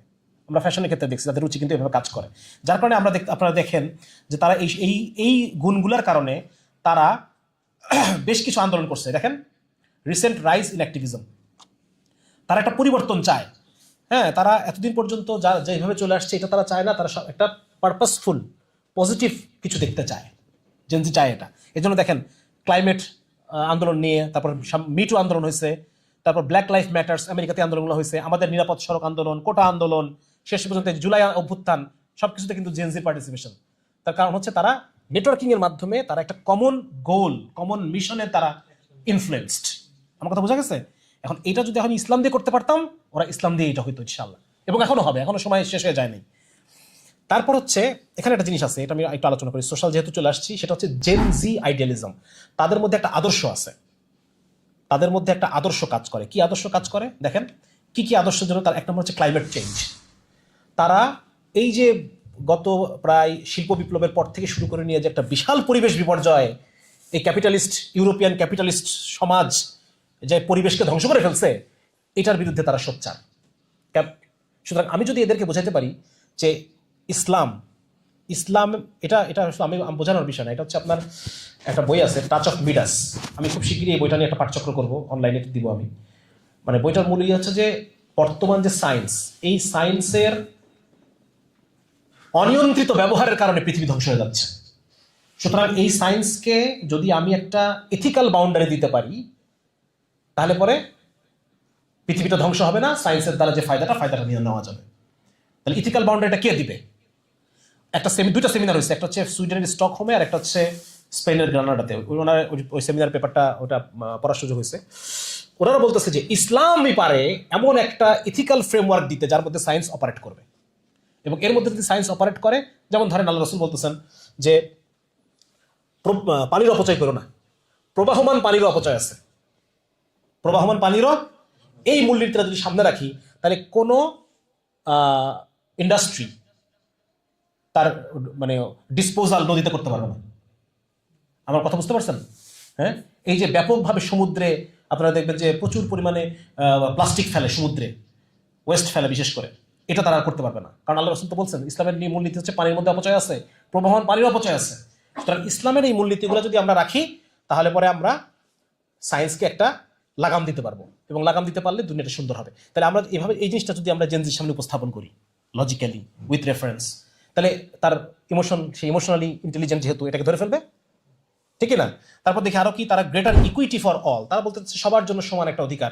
আমরা যদি তাদেরকে দেখাতে পারি যে পুরা দুনিয়াতে সবার টার্গেট হচ্ছে মুসলমান, মুসলমানকে মেরে কেটে শেষ করে ফেলতেছে, সুতরাং কোথায় তোমার ইকুইটি? তারপরে এটাও তাদেরকে মোটিভেট করবে, এটাও তাদেরকে একটা দিবে। মুসলিম এবং থার্ড ওয়ার্ল্ড তারা ভিকটিম, এই বিষয়টা তাদেরকে বুঝাতে হবে। 3 নম্বর হচ্ছে পারপাস এন্ড অ্যাকাউন্টেবিলিটি, তারা একটা উদ্দেশ্য চায়, যে একটা বৃহৎ কোনো কল্যাণকর উদ্দেশ্য অথবা জবাবদিহিতা চায়। আমরা এটা দেখাবো যে ইসলামী যে শাসন ব্যবস্থা সেটা কিভাবে জবাবদিহিতা, সমস্ত কিছুকে জবাবদিহিতার আওতায় নিয়ে আসে। আর সেকুলার ব্যবস্থা স্বাধীনতার পর থেকে এখন পর্যন্ত আমলাদেরকে মনিটর করার জন্য একটা ন্যায়পাল এখন পর্যন্ত দিতে পারে নাই। আমলাদের মনিটর করার জন্য কি দেয়? ন্যায়পাল এই আমলারাই করতে দেয় না, প্রশাসন ক্যাডার করতে দেয় না, করলে তো ওদের ধরে ফেলবে, এটা তো বাটে পড়ে যাবে। তাহলে আমরা বুঝতে পারলাম যে তারা এটা চায়। সুতরাং আমরা দেখাবো যে ইসলামী শাসন ব্যবস্থা কিভাবে ইনসাফ এবং কল্যাণ প্রতিষ্ঠা করে, ইসলামী অর্থ ব্যবস্থা কিভাবে ইনসাফ এবং কল্যাণ প্রতিষ্ঠা করে। সারা পৃথিবী বলতেছে যে গরিবের সম্পদে ধনীর অধিকার আছে। নাম কি এটার? গরিবের সম্পদে ধনীর অধিকার, সুদ। সারা ওয়ার্ল্ডের ক্যাপিটালিস্ট সিস্টেম চলতেছে এভাবে। আর ইসলাম বলে নো, ধনীর সম্পদে গরিবের অধিকার আছে। এই যে কল্যাণকর ইসলামের অর্থ ব্যবস্থা, ইসলামের রাষ্ট্র ব্যবস্থা, ইসলামের বিচার ব্যবস্থা, ইসলামের আইন, এই প্রত্যেকটা জিনিসের যে একটা গ্রেটার পারপাস, কল্যাণকর একটা লক্ষ্য আছে, এই বিষয়গুলো তাদেরকে আমাদের বুঝাইতে হবে। ঠিক আছে? আচ্ছা, তারপরে কি এটার জন্য আমি আমি আলোচনা করবো সামনে আরো। 3 নম্বর তারা বলতেছে ডাইভার্সিটি, ইকুইটি, ইনক্লুশন। এটা যদিও একটা খারাপ অর্থ আছে, তারা ওই যে সমকামিতা টমিতা ইনক্লুসিভে ঢুকানোর চেষ্টা করে, বাট আমরা এখানে তাদেরকে বুঝাবো যে ডাইভার্সিটি, ইকুইটি, এটার দ্বারা ন্যাশনালিজমের নামে, জাতীয়তাবাদের নামে মুসলিম উম্মাকে যে ভাগ করে ফেলা হয়েছে, ছোট ছোট টুকরা করে ফেলা হয়েছে, হ্যাঁ, এবং বিভিন্ন জায়গায় জায়গায় দাগ দিয়ে দিয়ে দেশগুলোকে ছোট ছোট করে এমনভাবে তাদেরকে সম্পদকে শোষণ করা হচ্ছে, এই জুলুম থেকে বাঁচতে হলে আমাদেরকে একটা গ্রেটার ইউনিটি, উম্মা কনসেপ্টটা তাদের সামনে আমরা দিতে পারি। তাদের মধ্যে তাহলে এই ডাইভার্সিটি এবং এই বিষয়গুলো তারা এটাকে একটু অন্যভাবে ফিল করাতে পারি। এই ডাইভার্সিটি কিন্তু ওরা ইউজ করে কিন্তু সমকামিতা ঢোকানোর জন্য, ট্রান্সজেন্ডার ঢোকানোর জন্য। আমরা এটাকে একটু ভিন্নভাবে দিব এবং সমকামিতা ট্রান্সজেন্ডারকে আমরা ক্ষতিকারক হিসেবে, ক্ষতিকারক পারপাস হিসেবে তাদের সামনে উপস্থাপন করব। বোঝা গেল? তাহলে পরে তারা একটা মেসেজ নেবে। তারা আপনার আরো বলতেছে Gen Z is more sensitive two injustice. তারা একটা সেফ এবং ফেয়ার দুনিয়া তারা চায়, তারা ইনজাস্টিস। তাহলে আমরা এখন দেখাবো যে কিভাবে সেকুলার আইন, সেকুলার বিচার ব্যবস্থা ক্রিয়েটস ইনজাস্টিস। ঠিক কিনা? সেই যে আসিয়াকে ধর্ষণ করে মেরে ফেলছিল মাগুরাতে, তার বিচার হয়েছে আজকেও? 180 দিনে না হওয়ার কথা ছিল। কে বড় বড় কথা বললো, কই বিচার? আমার এলাকার মধ্যে আমার বাপ সেদিন বলতেছে যে আমাদের এলাকায় গত 10 বছর যতগুলো মার্ডার কেস হয়েছে, এলাকাবাসী তো জানে কে মার্ডার করছে, আদালতে প্রমাণ হয় না, এলাকাবাসী জানে না? এলাকাবাসী তো জানে। আব্বা বলতেছে যে একজনের ফাঁসি হয়নি, সবাই জামিনে বের হয়ে গেছে। তাহলে বলেন, যদি এই 10 বছরে যত খুন হয়েছে সবাই জামিনে বের হয়, যদি আমার সামনে এই দৃষ্টান্ত থাকে, তাহলে খুনি আরো তৈরি হবে না কমবে? তাহলে বর্তমান সেকুলার বিচার ব্যবস্থা, বিচারিক প্রক্রিয়া, এটা এই জিনিসগুলো আমরা তাদেরকে বুঝাবো যে তুমি যে জাস্টিস খুঁজতেছো এটা ইসলামের মধ্যে আছে, ওইখানে নাই। তারপর কি দেখেন, এই আপনারা লক্ষ্য করবেন যে ওই আফগানিস্তানে একটা স্টেডিয়ামে মামলাটা হচ্ছে একই পরিবারের 15 জনকে গুলি করে মারছে 7 জন, একই পরিবারের 15 জনকে। তাহলে বিচারে যখন প্রমাণ হয়ে যাওয়ার পরে কি করলো, ওই পরিবারের একজনই মেম্বার বেঁচে ছিল, 13 বছর বয়স, ওই 13 বছরের বালকের হাতে রাইফেল দিয়ে দিছে, ওই 7 জনকে ওই 13 বছরের বাচ্চা গুলি করে মারছে। এবং এই ভিডিওটা মানে পুরা টুইটারে সারা, এবং অ্যাপ্রিসিয়েট করছে অধিকাংশ মানুষ, ইউরোপ আমেরিকার যারা মানুষ অ্যাপ্রিসিয়েট করছে, কারণ তারা জাস্টিস চায়, এজেন্সি। বুঝতে পারছে ব্যাপারটা? কেউ যারা আমাদের সুশীল টুশীল যেগুলো আছে, এরা বলার চেষ্টা করছে যে এটা কি করলো, এটা মানবাধিকার লঙ্ঘন, এই সেই। তাহলে ওই 7 জন যেটা করছে, 15 জনকে হত্যা করছে, এটা মানবাধিকার লঙ্ঘন হয় নাই, বরং এটাই বরাবর হয়েছে নাকি? এই শাস্তিটা কি হয়েছে? বরাবর শাস্তি হয়েছে, এবং এই কারণে জেনজি এটাকে অ্যাপ্রিসিয়েট করছে। সুতরাং আমাদের এটা মাথায় রাখতে হবে, ঠিক আছে না? আমরা ইসলামটাকে, এই দেখেন, Islam offers the purpose you are searching for. Islam offers the purpose. Gen Z কি করতে চায়? তারা deeply engage with the world's future, ভবিষ্যৎ পৃথিবী কি হবে। সুতরাং এই জায়গায় কিন্তু আমরা, হ্যাঁ, ইসলামের বিজয়ে তো বিশ্ব কি পাবে, নাকি ইসলামের বিজয়ে বিশ্ব কি পাবে, হ্যাঁ, এই বিষয়টা আমরা তাদের সাথে ডিসকাস করবো, তাদেরকে বোঝানোর চেষ্টা করতে পারি। তারপর কি দেখেন আরো, they want to be in the driver seat. তারা একটা সময় পর তারা চালকের আসনে আসীন হতে চায়, হ্যাঁ। সুতরাং তাদের মধ্যে ওই টেন্ডেন্সি, তাদের লিড দেওয়ার টেন্ডেন্সি আছে। সুতরাং এই জেনারেশনটা কেন আমাদের টার্গেট করতে হবে? কেন আমাদেরকে এই জেনারেশন টার্গেট করতে হবে? Because they will be the leaders in future. ঠিক আছে? 4 নম্বর হচ্ছে এই জেনারেশনটা হচ্ছে মোবাইল মানে তারা খুব সুইচ করে, তারা মুভিং হোমস ফাস্টার, ঘর পরিবর্তন করে বারবার, জব পরিবর্তন করে বারবার, সুইচ করে বারবার। তারা বলতেছে যে today's school liver is expected to have 18 jobs across 6 carriers. মানে 6টা ভিন্ন ভিন্ন ফিল্ডে সে 18টা পর্যন্ত সে জব সুইচ করবে। এটা এটা তারা এক্সপেক্ট করতেছে যে একজন স্কুল থেকে হাই স্কুল যে পাশ করে বের হলো, এই ছেলেটা কমপক্ষে 6টা ফিল্ডে, 6টা ফিল্ডে 18টা ক্যারিয়ার করবে সে সারা লাইফে। এরকম একটা এই তারা করছে। তার মানে এখান থেকে আমরা যেটা নিতে পারি সেটা হচ্ছে তারা Gen Z is looking for opportunities and options that will enhance their lifestyles, not just their bank accounts. তার মানে আমরা এটুকু আইডিয়া করতে পারি যে Gen Z is less capitalistic. তাদের বেতন খুব বেশি, মানে অনেক বেশি বেতন হইতে হবে, আমি মাটি কামড়ে পড়ে থাকবো, এরকম না। বরং তাকে যদি আমি একটা কমফোর্ট দিতে পারি, তাহলে পরে সে এখানে থাকবে। তাকে যদি তার মতো স্বাচ্ছন্দ্য দিতে পারি, সে থাকবে, নাহলে বেতন কোনো ম্যাটার না তার কাছে। লেস ক্যাপিটালিস্টিক, এই জায়গায় কিন্তু আমরা তাদের কাছে কাজ করতে পারবো। ঠিক আছে, টাকা পয়সার পরোয়া তারা অত করে না আগের জেনারেশনগুলোর মতো। আরেকটা কি, লেস ক্যাপিটালিস্টিক মানে সে মোর আইডিয়ালিস্টিক, তার মধ্যে আদর্শ বেশি। যেমন আমরা দেখি যে একটা জেনারেশন গেছে, তারা এই সরকারি চাকরিতে ঢুকবো, একবারে রিটায়ার হয়ে বেরোবো, পেনশন পাবো, যে কোনো চাকরিতে ঢুকে তার একটা স্থায়িত্ব সে খুঁজতে চায়, একটা নিরাপত্তার ইয়েতে। কিন্তু জেন জি এরকম না, তার ভালো না লাগলে সে ছেড়ে দেবে। সুতরাং এই জায়গাটাতেও আমরা তাদেরকে কি করতে পারবো, তাদেরকে প্রচলিত যে ক্যাপিটালিস্টিক মাইন্ডসেট, এখান থেকে তাকে আমরা বের করে এনে তাকে আমরা আদর্শের সন্ধান দিতে পারবো। ইসলামের কাছে কি আছে? ইসলামের কাছে সেই আদর্শ আছে, সেই পারপাস আছে, যেটা আমি তাকে অফার করতে পারি। বোঝা গেল? এবার এখানে একটা বিষয় আছে, এই যে তারা এত চাকরি সুইচ করতেছে, এর পিছনে কি কারণ? এর পিছনে কারণ হচ্ছে জেন জি মূলত হতাশ। তারা যে বয়সটায় বড় হয়েছে, ওই বয়সটায় এত হতাশাজনক ঘটনা তারা দেখছে, তাদের আউট অফ ডেসপেয়ার, পেসিমিস্টিক হয়ে গেছে তারা। এবং এই যে জেন জির যে এত বিভিন্ন, আমরা দেখি বিভিন্ন আন্দোলনে তারা পার্টিসিপেট করতেছে, এটার পিছনে এই হতাশার একটা একটা একটা প্রভাব আছে। এবং এই হতাশাটা বিপ্লবের জন্য প্রয়োজন। কিসের জন্য প্রয়োজন? সন্তুষ্ট মানুষ দিয়ে কি বিপ্লব করতে পারবেন? যে সন্তুষ্ট, ঠিক আছে, এভরিথিং ইজ ভেরি ফাইন, পারবেন না। তাহলে এটাও কিন্তু একটা ভালো একটা জিনিস যে এই জেনারেশনটার মধ্যে কি আছে, বিভিন্ন বিষয় নিয়ে তাদের মাইন্ডসেটের মধ্যে, ডিপ ইন দেয়ার মাইন্ডসেট, তাদের মধ্যে কিছু হতাশা কাজ করে কিছু বিষয় নিয়ে। যেমন ধরেন, তারা আশা করে না যে তারা মানে ফিনান্সিয়াল সিকিউরিটি আমাদের বাপদের মতো যে পেনশন পাবো, এই থাকবো, এটা তারা আশা করে না। 2 নম্বর হচ্ছে যে তারা যেমন ধরেন আমরা তো একসময় করছি যে কখন বুঝবো যে আমি কিছু একটা করছি লাইফে, আমার যখন একটা ঢাকায় বাড়ি থাকবে, একটা ফ্ল্যাট থাকবে, একটা গাড়ি থাকবে, এরকম টেন্ডেন্সি তাদের মধ্যে নাই। তারা মানে এই ব্যাপারে তারা নিরাশ যে আমার একটা বয়সের পরে আমার বাপের যেরকম একটা বাড়ি হয়েছে, গাড়ি হয়েছে, ওই বয়সটা গেলে পরে আমার একটা বাড়ি হবে, গাড়ি হবে, এটা ব্যাপারে তারা হতাশ, তারা এটা আশা করে না। তারা জবের ফিনান্সিয়াল ইনসিকিউরিটি তারা ভয় পায়। 3 নম্বর হচ্ছে তারা ওভারওয়েলমড বাই ইনফরমেশন, এত বেশি তথ্য তাদের কাছে, এই তথ্যের কারণে তারা দিশেহারা। এটা অনেক গবেষণায় আসছে। তার মানে তাদের এখানে একটা ডিরেকশনের অভাব আছে, তাদের একটা মেন্টরিং এর অভাব আছে। এই জায়গায় কারা আসবে? এই জায়গায় আপনারা আসবেন। এই জায়গায় এসে আপনারা দাঁড়ায় তাদেরকে মেন্টরিং দিবেন, তাদেরকে ডিরেকশন দিবেন। তাদের ভিতরে যে একটা স্পিরিচুয়াল এমপ্টিনেস, একটা শূন্যতা, এই শূন্যতা আমরা ইসলাম দিয়ে পূরণ করব। আমার কথা বুঝে আসতেছে কোন কোন জায়গায় আমরা ওদের সাথে কাজ করতে পারি? দেখেন, 4 নম্বর হচ্ছে জেন জি মেন্টাল হেলথ। আচ্ছা, এটা কই গেল? ভিজুয়াল। 5 নম্বর হচ্ছে ভিজুয়াল মানে হচ্ছে এদেরকে আপনি বৈশাখ 1 ঘন্টা বয়ান করে কথা শুনতে পারবেন না। এদেরকে আপনার কি দিতে হবে? এদেরকে আপনার অ্যাট্রাক্টিং জেন জি। আচ্ছা, এটা পরে দেখতেছি। এরা টেক্সট বেসড না, এরা ইমেজ বেসড। এরা ছবি চায়, এরা দেখতে চায়।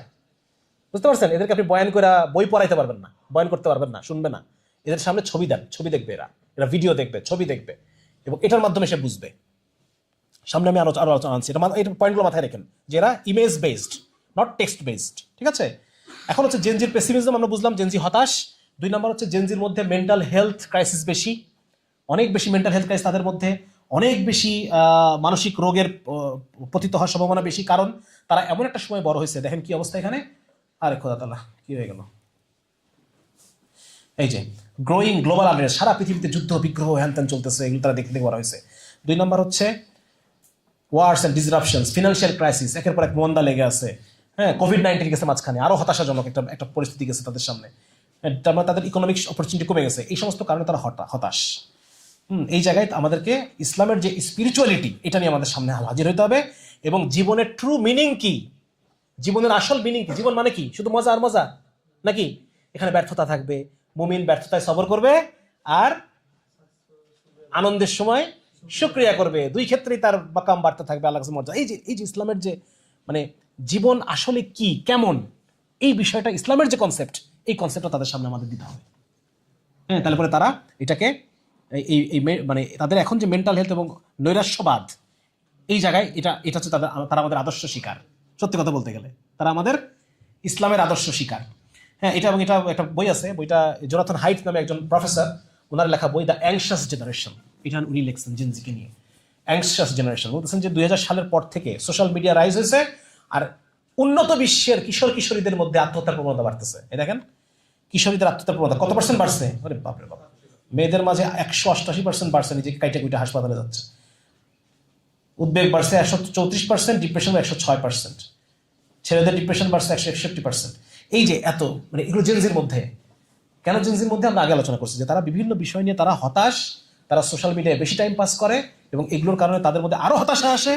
হ্যাঁ, অন্য সবার সাথে কম্পেয়ার করে, নেটওয়ার্কিং, তারা নেটওয়ার্কিং করতেছে, ইনফ্লুয়েন্সড হচ্ছে নেটওয়ার্কের দ্বারা, এবং তারা আরো হতাশ হয়ে পড়তেছে।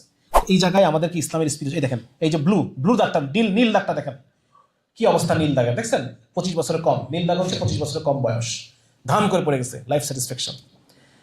আচ্ছা, এটার পিছনে মূল কারণ কি? মূল কারণ আপনার একটা বই আছে, আপনারা পাবেন, বাইরে হয়তো আছে, এই অবেলায় নামে একটা আমার বই আছে। যারা জেনজির মধ্যে কাজ করতে চান, এই বইটা আপনাদের একটু পড়তে হবে। আমি এই অবেলায় বইটার মাধ্যমে বয়সন্ধিকাল বুঝাইছি। অবেলা, এই অবেলায় কোন কোন খাদ আছে এবং এই কোন কোন খাদে আপনার পড়ার সুযোগ আছে। হ্যাঁ, স্লিপারি স্লোপ, এমনভাবে যে আপনি খাদেই পড়বেন। তো এই সমস্ত খাতগুলো আমি বাচ্চাদেরকে চিনে দেওয়ার চেষ্টা করছি। যাদের আপনাদের বাসায় এই বয়সী বাচ্চা আছে, বা যারা চাচাতো ভাই, ফুফাতো ভাই, আপনাদের এই বইটা পড়া দরকার। আমি এটা বইটা ওই বাচ্চাদের জন্য লিখি নাই, আমি ওই বইটা লিখছি যারা মেন্টর হবে তাদের জন্য। বাচ্চারা পড়লেও কিছু বুঝবে না তা না, কিন্তু ভাষা সহজ আছে, কিন্তু মূলত আমি ওই বইয়ের মাধ্যমে মেন্টর তৈরি করতে চাইছি। আপনি যেন আপনার 10টা কাজিনের কি হতে পারেন? মেন্টর হতে পারেন। আপনি যেন আপনি ছোট মামা, আপনার 10টা ভাগনা আছে, ভাগনি, এদের কাছে যেন আপনি কি হতে পারেন? মেন্টর হতে পারেন। আপনি দুলা ভাই, আপনার 10টা শালা আছে, চাচতো শালা, ফুফাতো শালা মিলাইয়া, আপনি যেন এদের মেন্টর হতে পারেন। আমি এই জন্য বইটা লিখছি, আপনারা এটা পড়তে পারেন চাইলে, বাইরে আছে। আচ্ছা, এটার মধ্যে আমি কয়েকটা খাত দেখাইছি যে কেন এত বেশি জেনজিরা এত সুইসাইডের দিকে, ডিপ্রেশনের দিকে চলে যাচ্ছে। এটা আলোচনা কেন করতেছি, নাহলে আপনি দাওয়াতি স্ট্র্যাটেজি সেট করতে সুবিধা হবে। সেটা হচ্ছে তাদের মধ্যে ডোপামিন ভারসাম্যহীনতা। তারা এত বেশি মজা নেয়, রিলস দেখে এবং এত বেশি মজা নেয় যা তাদের ব্রেনের ডোপামিন শেষ হয়ে যায়, তাদের আর দুনিয়ার কোনো কিছু ভালো লাগে না। ঠিক আছে, একটা।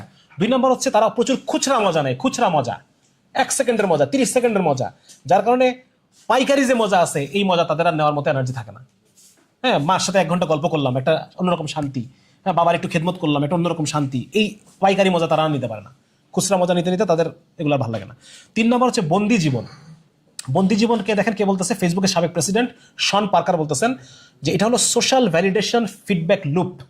মানে সে পোস্ট দিয়ে আইসা আবার লাইক খুঁজতেছে, একটু পরে আইসা সোশ্যাল ভ্যালিডেশন ফিডব্যাক চাচ্ছে মানুষের কাছ থেকে। হ্যাঁ, নিজের ছবি দেয়, বাচ্চার ছবি দেয়, এ দেয়, ও দেয়, তা দেয়, ওই আগুনের মধ্যে বসে ছবি দেয়, লাইক পাওয়ার জন্য, ভ্যালিডেশন পাওয়ার জন্য, মানুষের কাছে অ্যাপ্রিসিয়েশন পাওয়ার জন্য। এই লুপের মধ্যে এই ছেলেরা ঢুকে যাচ্ছে। 4 নম্বর হচ্ছে একাকিত্ব তৈরি। আমি যখন ফোন নিয়ে দেখতেছি, আমার মা আসতেছে, বাপ আসতেছে, আমার বোন আসতেছে, কারোর সাথে আমি কথা বলতেছি না, আলটিমেটলি আমি একা হয়ে পড়তেছি, একাকিত্ব, আরো ডিপ্রেশনে চলে যাচ্ছে। 5 নম্বর হচ্ছে অতৃপ্ত করে তুলতেছে। আমার 5টা ফ্রেন্ড কে কোথায় কি করতেছে, গার্লফ্রেন্ডের ছবি দিচ্ছে, ও হতাশ হয়ে যাচ্ছে যে আমি মনে অ্যাট্রাকটিভ না। হ্যাঁ, বা কোনো মেয়ে মনে করতেছে আমি মনে দেখতে সুন্দরী না। এই যে অবস্থা, মানে সে তার নিজেকে সে অতৃপ্ত, নিজেকে নিয়ে সে কি হয়ে গেছে? অতৃপ্ত হয়ে গেছে। আর 6 নাম্বার হচ্ছে অনেক বেশি যখন স্ক্রিন টাইম হবে, এই স্ক্রিনের যে ব্লু রে আমাদের মাথার মধ্যে ঢুকে আমার মাথাকে, ব্রেনের কিছু বিষয় এলোমেলো করে দেয়, যার কারণে তখনও আমার মধ্যে ডিপ্রেশন, অ্যাংজাইটি এগুলো ডেভেলপ করতে পারে। তাহলে এই কয়েকটা কারণে এই জেনজির মধ্যে এই প্রবলেমগুলো তৈরি হচ্ছে। এবং এইটার দেখেন, এই প্রবলেমগুলো কে তৈরি করতেছে? এই ক্যাপিটালিজম। তারা জেনজিকে জম্বি বানায় ফেলছে। কারণ জেনজি যত এই বিভিন্ন জিনিস কনজিউম করবে, তত লাভকার। যতক্ষণ ও ইন্টারনেটে আসে, লাভকার। বলেন না কেন? ক্লিকে টাকা, নাকি কিসে টাকা? আমি টেক অত ভালো বুঝি না। প্রতি ক্লিকে টাকা। হ্যাঁ, যত বেশি ভিউ তত বেশি টাকা, নাকি এরকম বিষয় আছে? তো যার কারণে এই দেখেন, মানে যারা ক্যাপিটালিস্টিক সোসাইটি, তাদের কাছে এই ছেলেগুলো নষ্ট হয়ে গেল, মরে গেল, আত্মহত্যা করলো, কিচ্ছু যায় আসে না। এর খালি দরকার টাকা। ওকে আটকায় রেখে দিয়েছে ফেসবুকের মধ্যে। ফেসবুকের ওই ব্লু হোয়াইট কালার এভাবে গবেষণা করে তৈরি করা, যেন মানুষ ওখানে আটকায় থাকে। বুঝতে পারছেন? এটা উপরে টানলে যায় কেন, নিচে টানলে যায় না কেন? মানে জিনিসটা উপরে সহজে। নেক্সট ভিডিও কিভাবে দেখেন আপনি? নিচের থেকে উপরে টানতে হবে আপনার। এটা সহজ, এটা কঠিন, এটা গবেষণা করে বের করছে ওরা। এমন ভাবে রাখছে যেন একটা ছেলে রিল দেখা শুরু করলে 2 ঘন্টা আগে বেরোতে না পারে, আর 1 ঘন্টা আগে বেরোতে না পারে, হতাশ হয়ে যাক, কিচ্ছু যায় আসে না, তাদের দরকার টাকা। বুঝতে পারছেন? এই বিষয়গুলো জেনজিকে বোঝাতে হবে। 2 নম্বর হচ্ছে ক্যাপিটালিস্টিক যে কালচার, এটা সম্পর্কে তাদের মনের মধ্যে ঘৃণা তৈরি করতে হবে। কনজিউমারিস্ট যে কালচার, কনজিউমারিজম, হ্যাঁ, বেশি ভোগ করো, যত বেশি ভোগ করবে তত বেশি ডিপ্রেশনে চলে যাবে। তারপর হচ্ছে এই দুনিয়ার কোনো কিছু কোনো লক্ষ্য নাই, উদ্দেশ্য নাই। এই যে পশ্চিমা যে একটা চিন্তা, এখান থেকে ওদেরকে বের করে আনতে হবে। ওদেরকে বলতে হবে সবকিছু একটা বৃহত্তর উদ্দেশ্য আছে। তারপরে স্পিরিচুয়ালিটি, মিনিমালিজম, হ্যাঁ, তুমি এত ইনফরমেশন দেখো না, এত পেজ লাইক করো না, তোমার যে কটা 2টা 4টা লাগে এগুলো অল্প, সবকিছু অল্প অল্প করো, অল্প অল্প ড্রেস কিনো, এতক্ষণ শপিং দারাজের মধ্যে ঢুইকা দেখতেছে দেখতেছে দেখতেছে কি আছে না আছে, এগুলো দেখো না, দেখলে পরে ডিপ্রেশনে চলে যাবা। তুমি মিনিমালিজম ফলো করো, ঠিক আছে, এবং রুটিন লাইফ ফলো করো, রুটিন লাইফ। এই বিষয়গুলো আমরা তাদেরকে শেয়ার করব, ঠিক আছে। এইটা, এরা হচ্ছে ভিজুয়াল মানে হচ্ছে তাদের অ্যাটেনশন স্প্যান খুব কম, তারা লম্বা জিনিসে অ্যাটেনশন রাখতে পারে না, তাদের ছোট ছোট জিনিস লাগবে। আমরা যে লম্বা লম্বা ভিডিও বানাবো, এগুলো এদের কাজ হবে না। ছোট, আপনি স্ক্রিপ্ট করবেন 1 মিনিটের, 30 সেকেন্ডের স্ক্রিপ্ট করে। আমি অনেক মানুষকে এই পরামর্শ দিচ্ছি, কেউ আমার কথা শুনে নাই। আসে কয় ভাই ইউটিউব চ্যানেল খুলবো, আমি কই ভাই রে, ইউটিউব চ্যানেল খুলবা, পডকাস্ট খুলবা, তুমি এগুলো করো না। তুমি যেটা করবা, বড় বয়ান থেকে ছোট ছোট কাটলে পরে পুরো আলোচনাটা আসে না। তুমি একটা কাজ করো, 1 মিনিটেরই তুমি স্ক্রিপ্ট বানাও, বানায় 1 মিনিটের ভিডিও করবা, এগুলো দাও, 30 সেকেন্ড, 1 মিনিট, 2 মিনিট, এর বেশি না। এই আমার কথা কেউ শুনে না, তাহলে এটা করতে হবে, বুঝা গেল? এরকম ছোট ছোট ছোট ছোট ভিডিও এগুলো দিতে হবে, ইমেজ অ্যান্ড টেক্সট। তাহলে অ্যাট্রাক্টিং জেনজি, এখন ওরা গবেষণা করে বের করতেছে। তাহলে আমরা আমাদের জব ফিল্ডে, আমাদের বিরত লাগতেছে, আমাদের জব ফিল্ড বা আমাদের কোম্পানিতে আমরা জেনজিকে কিভাবে অ্যাট্রাক্ট করব, বা আমাদের প্রোডাক্টটা কেনার জন্য আমরা জেনজিকে কিভাবে। 1 নম্বর ওনারা বলতেছেন যে জেনজিকে যেটা চায় সেটা হচ্ছে ভ্যারাইটি চায়, বিভিন্ন রকম চায়, ভ্যারাইটি চায়। তাহলে পরে আপনারা যারা বিভিন্ন দাওয়া সার্কেল চালাবেন সামনে, আপনাদের কি করতে হবে বলেন তো? শুধু তালিম করো তবলিগের মতো নাকি? তালিম গাস্ত মাশওয়ারা, তালিম গাস্ত মাশওয়ারা, চলবে এটা নাকি? নাকি ভ্যারাইটি দিবেন? বিভিন্ন ভ্যারাইটি দিতে হবে, পাঠচক্র দিতে হবে, সেখানে বিভিন্ন রকম বইপত্র আসবে, বিভিন্ন রকম কাজ, হ্যাঁ, কোনো জায়গায় বর্ষাকাল বৃক্ষরোপণ প্রোগ্রাম, কোনো সময় শীতকাল ব্যাডমিন্টন টুর্নামেন্ট চালু করো, বিভিন্ন রকম দায়িত্ব দিবেন তাদেরকে, তাহলে তারা মজা পাবে। 2 নম্বর হচ্ছে তাদেরকে ফান দিতে হবে। চাকরি করতে এসে তারা শুধু টাকাই খুঁজে না, তারা ফানও খুঁজে। সুতরাং এই মাঝে মধ্যে সবাই মিলে একসাথে চিল করতে যাইতে হবে, খেলাধুলা, এই সেই বিভিন্ন জায়গায় বেড়ানো টেড়ানো। হ্যাঁ, আমার ছোট ভাই যখন প্রথম তবলিগ থেকে আসছে, ও তখন ইউনিভার্সিটি ফার্স্ট ইয়ারে পড়ে, আমি ওরা বলছি শোনো, তুমি এই জুব্বা টুব্বা পড়তেছো, ছোট মানুষ, এগুলোর দরকার নেই তোমার এখন। তুমি এখন খুব ইয়ে বানাও, কাবলি বানাও স্টাইল করে, হ্যাঁ, মানে কিছু জায়গায় যে ইয়ে থাকবে, পকেট টকেটগুলো যে কাবলি টাইপের থাকবে, তুমি একটু একটু সুন্নাতের মধ্যে তুমি একটু পাঙ্কু হও। এগুলো এগুলো এই বয়সের পোলাপান এগুলো চায়। ইসলামটাকে আমরা যদি তাদের সামনে মেদামারা হিসেবে উপস্থাপন করি, তাহলে তো এটা হবে না, তো সে পারবে না তো। হ্যাঁ, এবং এটা বড় একজন তাসাউফের সুফি আছে, ইব্রাহিম আদহাম রাহিমাহুল্লাহ, উনি বলছেন যে আমরা যে পরিমাণ সুখে থাকি, যারা আমরা দিন পালন করি, আমরা যে পরিমাণ আনন্দে আছি, এটা যদি কাফেররা জানতো, ওরা যুদ্ধ করে হলেও আমাদের কাছ থেকে আনন্দ ছিনে নিয়ে চলে যেত, তাই না? কিন্তু এটা আমাদেরকে বোঝাতে হবে যে দিন মানে বোরিং না, দিন মানে মজা, অনেক মজা আছে এটার মধ্যে। আচ্ছা, তাহলে আউটডোর অ্যাক্টিভিটি, বিভিন্ন আউটডোর অ্যাক্টিভিটি, স্পোর্ট, কম্পিটিশন, হাবি জাবি, এগুলো ঠিক আছে। তারপর হচ্ছে জেনজিকে যেটা দিতে হবে, তারা সেন্স অফ লার্নিং, তাকে বোঝাইতে হবে যে তুমি আমাদের সাথে যদি থাকো, তুমি প্রতিদিন একটু একটু করে ডেভেলপ করবা, তোমার স্কিল ডেভেলপ হবে, তোমার আন্ডারস্ট্যান্ডিং, তোমার ক্রিটিক্যাল থিঙ্কিং, তোমার লজিক রিজনিং ডেভেলপ হচ্ছে। বিভিন্ন বিষয়ে ট্রেনিং করাচ্ছি, কখনো এই সেই এই ইত্যাদি ইত্যাদি, বিভিন্ন ভাইরা আসতেছে, ক্লাস নিচ্ছে, এই করতেছে, ওর কাছে মনে হবে না আমি অনেক কিছু পাচ্ছি, ঠিক আছে, এটা একটা। তারপর হচ্ছে জেনজিকে লিডারশিপ দিতে হবে, লিডারশিপ, ওকে শুধু খাটাইলে হবে না, ওকে বলতে হবে যে তুমি করো, তোমার সাথে এই দুজনকে নাও, ইউ লিড দেম। হ্যাঁ, তাহলে তার মধ্যে কি আসবে একটা, আমরা আগেই পড়ছি, তাই সে কি, সে ড্রাইভার সিটে বসতে চায়, সুতরাং তাকে কাজ দিতে হবে, তাকে লিডিং দিতে হবে, তাকে অ্যাপ্রিসিয়েট, শাবাশি দিতে হবে, ফ্লেক্সিবিলিটি দিতে হবে, তাকে রিওয়ার্ড দিতে হবে, এনকারেজমেন্ট করতে হবে। তাকে বলা যাবে না যে এই তুমি এটা করলা না কেন, এটা করলা না কেন, নট শো কজ, তাকে রিওয়ার্ড অ্যান্ড ইয়ে। এবং সবচেয়ে বড় কথা হলো তাকে পারপাস, এটা বারবার বলতেছি কিন্তু আমরা, যে তাকে একটা মানে এই ইসলামের যে একটা বৃহৎ কল্যাণকর উদ্দেশ্য আছে, এটা তাকে বারবার আমাদের বোঝাতে হবে। আচ্ছা, এটা আমরা আলোচনা করছি, অনেক কিছু আলোচনা হয়ে গেছে। জেনজিকে আমাদের কেন দরকার? জেনজি টু এনগেজ জেনজি, কারণ যেহেতু আমাদের পরবর্তী দাওয়াতে ফিল্ডই জেনজি, সো আমাদেরকে জেনজিকে আনতে হবে, ট্রেন করতে হবে to catch fish by fish, ঠিক আছে, মানে ওদেরকে দিয়ে ওদেরকে ধরতে হবে, তাই না?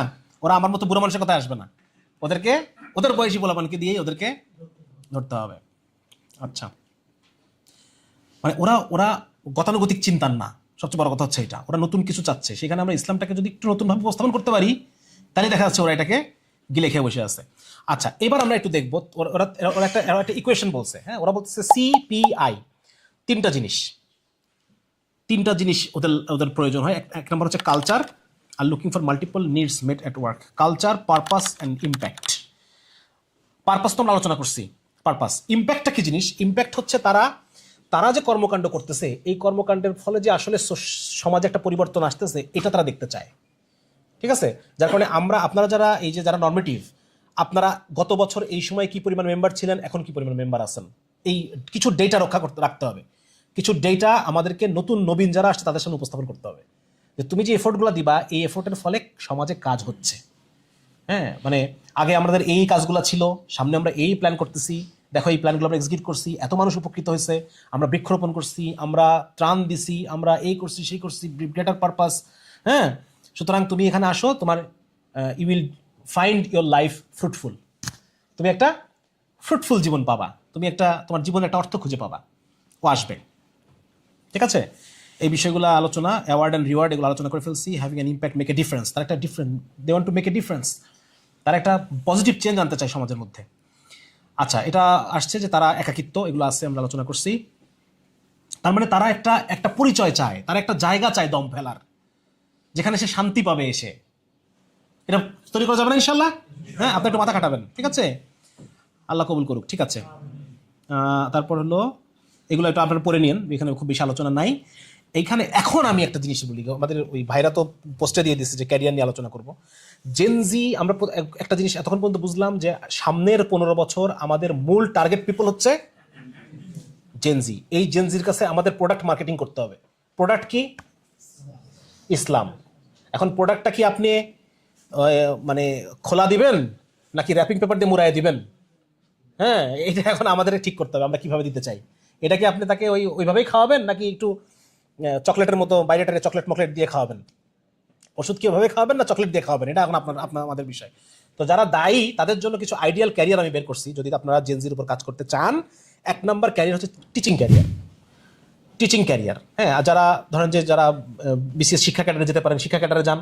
যদি শিক্ষা ক্যাডারে না যান, তাহলে হাই স্কুলের টিচার হন, হাই স্কুলের প্রধান শিক্ষক বা হাই স্কুলের সহকারী শিক্ষক হন, বা সেটা যদি না পারেন প্রাইমারি স্কুলের হেডমাস্টার পরীক্ষা প্রাইমারি স্কুলের টিচার হন। ধরেন একজনের যোগ্যতা অনেক আছে, কিন্তু সেটা না করে ব্যাংক জব ছেড়ে দিয়ে সে প্রাইমারি স্কুলের টিচার হলো আল্লাহর জন্য। এটা কি আল্লাহ কি দিবে না? দিবে না? আল্লাহ দিবে, আল্লাহ দিবে। ঠিক আছে, তারপর যারা কোনোখানেই করতে পারতেছেন, যাদের ইউনিভার্সিটি টিচার হওয়ার সুযোগ আছে, ইউনিভার্সিটি টিচার হওয়ার চেষ্টা করেন, নিজের সাবজেক্টটা খুব ভালো করে সিজি ভালো রেখে ইউনিভার্সিটি টিচার হন। আর হচ্ছে যারা কোনোখানেই কোনো কিছু মানে করতেছেন না, তারা কোচিং এর টিচার হন। বলেন তো কেন বললাম এটা কি কারণে বললাম?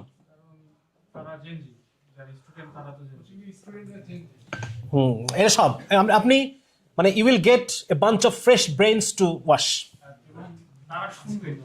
হ্যাঁ, হ্যাঁ, রাইট। সুতরাং আপনার কথা, যেহেতু আপনি টিচার, আপনার এই ইনপুটগুলো তারা দে উইল অ্যাবজর্ব, তাই না? তারা এটাকে নিবে। তো যার কারণে 1 নম্বর ক্যারিয়ার আমি মনে করি যারা দায়ী তাদের জন্য টিচিং।